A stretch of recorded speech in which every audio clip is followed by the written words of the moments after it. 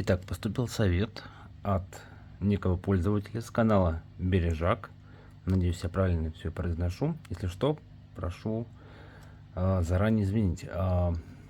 Был получен совет по поводу протирки галетных переключателей щеткой. Я протер их ИВДшкой, еще потом прошел с растворителем. Я это делал и в самом начале. Вот.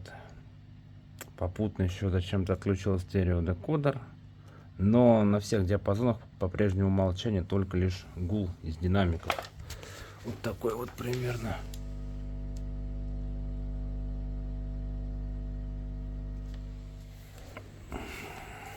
То есть я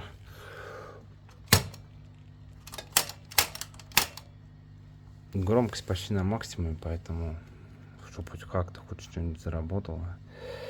Вот, но пока ничего, к сожалению, у нас не работает.